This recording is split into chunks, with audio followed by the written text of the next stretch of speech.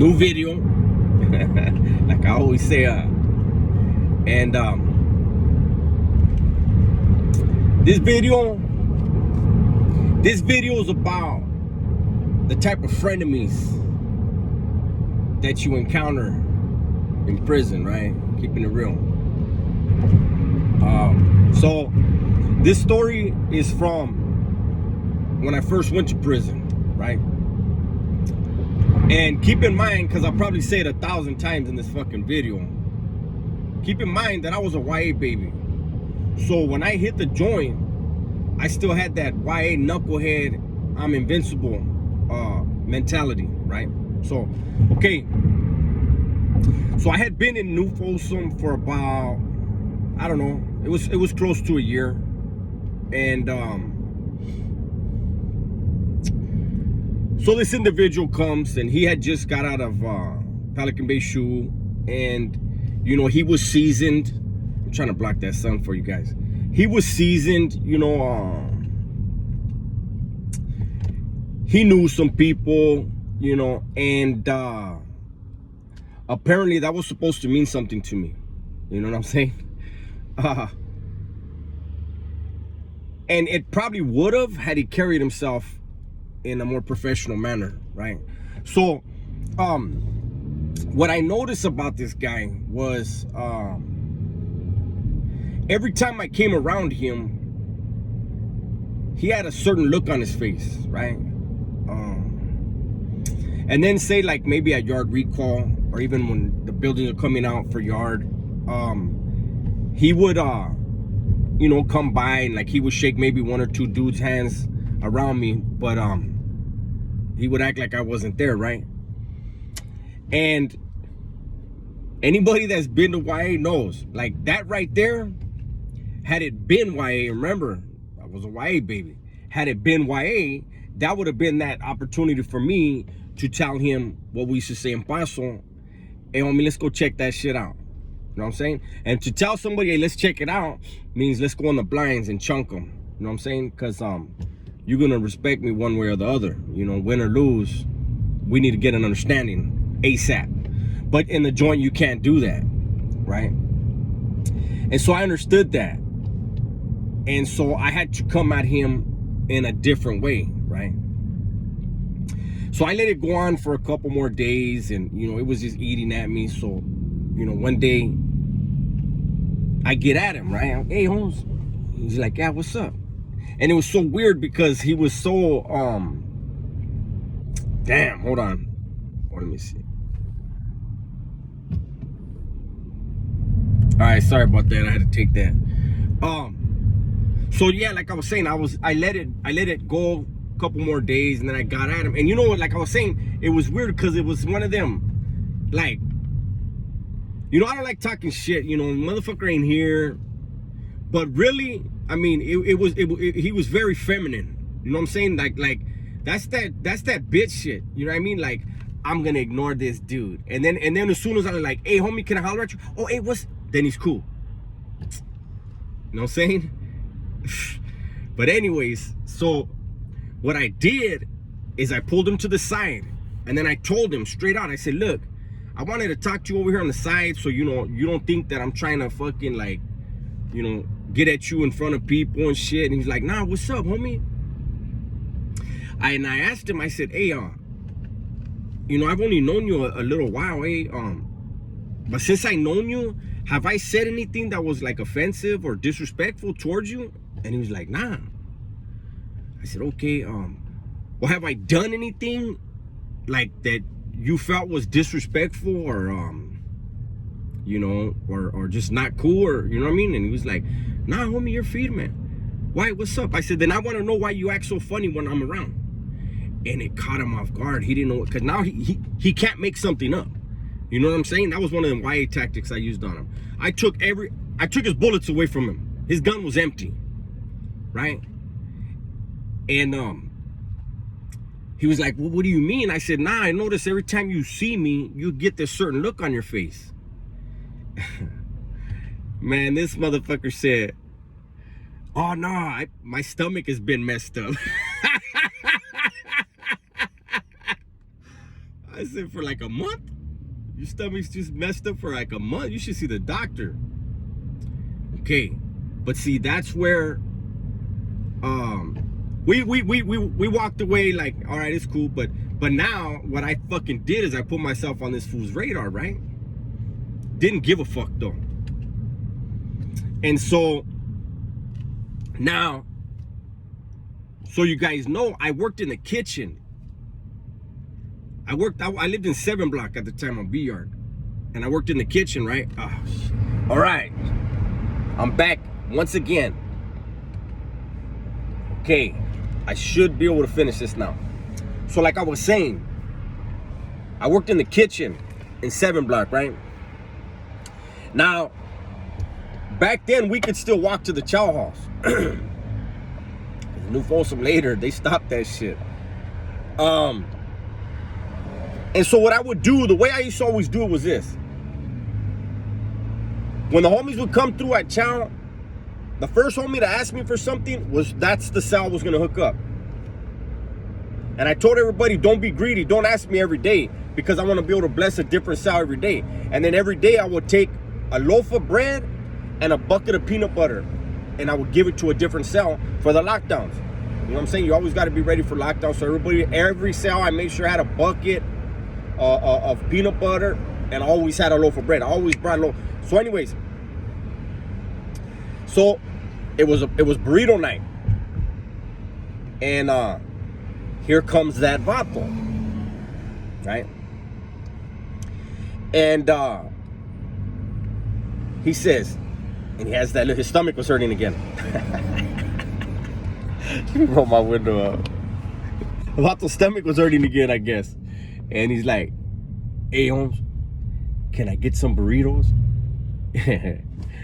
And I said, hey, the homie already asked, hey, so-and-so already asked, so, you know, I'm gonna hook them up, but get at me tomorrow. Oh, man. I think his stomach really started hurting after that one, because he looked like somebody fucking shitted on his nose, right? And I laughed.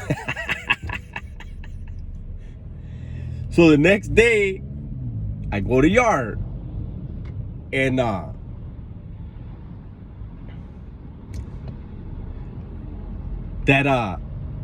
old man, I want to talk shit, but trying to keep it professional, right? He had that look like to the 10th power, right? And I was like, fuck this, man. So I go up to him and I said, hey, Holmes, what's going on? Now listen to this, man. I think this drag sometimes works on certain people, never on a youngster that went through the YA system. Not back then, right? He says, hey, homie, I know, you know, you're just starting your time, and I know you don't really know what's going on. He said, but I've put in a lot of work, homie, and I've earned certain things. And I said, Serio, what have you earned, eh? Did you get burritos over somebody else? And he was pissed, right? And I said, check this out, homie. You can't expect me to be impressed that you've done something that I'm willing to do, just haven't done yet. Oh my God, the vato was mad. Because I told him, I said, to me, everybody's equal right here, eh? You've been to the shoe, that's cool. I'll be going to the shoe. So I don't really look at it like that, homie. Like, I don't know if you expected me to just dog the other homie out and just be like, oh, Spencer, I can't do that because this vato been to the shoe. So it got a little heated, but it wasn't enough. You know what I mean? Like, so Trip, the very next day, we have day room. My section. That vato don't live in my building. He lives in the building next door, 8 building. So, and anybody that knows, 4 dining means 7 and 8 buildings. That's the dining room for 7 and 8 buildings. That's where I work, 4 dining. So we go to day room. Now, I mentioned this before, I'll say it again. my Sally at the time had a very important voice on the yard, right?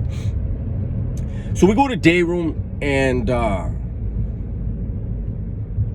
right there bullshitting, and my Sally and another vato that's a known fulio, right? Straight fool. They come towards me, and my Sally goes, hey, let me talk to you over here real quick. I said, okay. So we go off to the side, and that's one of the things where homies kind of like at the corner eye, like, what's going on here? And my Sally just asked me a question. He said, hey, Holmes, I want to ask you a question. If we need a favor right now, are you willing to help out? I said, of course I am. I said, now with that said, I'm no sucker. Don't send me on no fucking Willy Lump Lump. You know what I'm saying? Like, I want points. I want feria. Send me on something that's worth something. They were like, they looked at each other like, firme. And they were like, that's it, Holmes. We just want to, we ask everybody. We just want to ask you. And I was like, nah. Because, again, YA baby, mine's sharp. You know what I'm saying? You're so used to playing them games in YA that, the average schmo might not have understood what was happening. But I said, hey, let me ask you guys a question now. And they were like, what's up? I said, this question you just asked me, does this have anything to do with old boy? And I said the vato's name, right? And they looked at each other and they kind of smiled, right? And my Sally goes, look, don't tell that vato nothing. But he got at us. And he basically told us that he felt you were dead weight, and that you wouldn't do nothing around here. And so the vato tried to politic on me. And so I started laughing, and I said, do you vatos know what this is over? And they were like, what? And I told them, and they were like, vato's a straight sucker. But that's when I said, well, check this out. Isn't he going home pretty soon? And they were like, yeah, he's going home within a year. I said, this is what I want to do. What you just asked me, I'm going to change that answer a little bit. I want to raise my hand. I'm raising my hand right now. I want to be on the next thing smoking. Basically telling them I want to stab the next dude that's got an issue coming, right? So I tell him, I'm raising my hand right now. I want to be on the next motherfucking thing. And he has to go with me. And they weren't expecting me because I'm a youngster. But again, that's that YA mentality. You want it, I won't do nothing. Let's see who's going to do something. And so I told them, and they were laughing. They were like, Dad, that's some cool shit right there. They go, but we can't. There's some things going on. He's about to go. I can't get into it. But there was a reason why he couldn't go. And I was like, nah, but he's not worried about those things when he speaks on another man. He thinks because I'm a youngster that he can just push his weight around, but I'm that youngster that's like, I want to push my weight around and I want you to come with me. And sure enough, it got squashed, right? But I think they let him know what my response was, because while we were never really cool with each other after that, he didn't have that fucking PMS no more, not around me. And so that's, I mean, the ending of this story is gonna be great for you guys. You guys will love it. But this is why I say, prison is full of such bitterness, man. This vato had an opportunity. He took advantage of opportunities within those walls that come up, and was able to elevate his position. But at the same time, like, you're still a regular motherfucker. Like I said earlier, it might have been impressive to somebody that didn't know any better. You know what I mean? But to me, it's like, I'm gonna do everything you've done. I just barely started though, right? And So let's end this story like this. I wound up leaving about a month later, right? Something happened on the basketball court with the Bulldogs. Shout out to the Bulldogs. Something wound up happening, and you know, it's funny because he was by the basketball court. I wasn't. My Sally and the other guy that approached me to ask me if I was willing to do something, it wasn't my Sally, it was the other Vato. Me and him were the only Vatos that weren't playing basketball on the basketball court, but yet ran all the way to the basketball court and got paid and caught a shoe turn. Okay? The Vato that had questioned me, I guess he just likes to watch. And I was like, okay, this is what I thought. But it gets better. Because after the thing happened right there on the basketball court, a couple months later, there was that huge 1996 riot. And that same individual made sure he locked himself in the weight pile in protest. I can't go into why there was a protest, but he locked himself in the weight pile along with a couple other dudes that weren't in agreement with the decision. Okay? And when the riot jumped off, all the Vatos that protested, except the one that questioned me and my heart, all of them, they went in as a protest to say, we don't agree with this. But as soon as it jumped off, they jumped the fence and got involved, except him. Those of you that have been in New Folsom know, or were there when they put because I was there when they had the weight pile. Then when they took it and put the fence went up to maybe your chest. But that was my frenemy, my first main frenemy in prison. Didn't like me for whatever reason. Got butthurt over some motherfucking steak burritos and tried to push his weight around. Luckily, you know, I had people around that recognized, like, nah, this ain't cool. And in the end, you know, the Vato exposed himself. Prison is a motherfucker. It's a motherfucker. It'll expose who you really are sooner or later, you know. But and I fucking shouldn't be laughing at the dude, you know. But, you know, it is what it is. So I'm gonna let you guys go.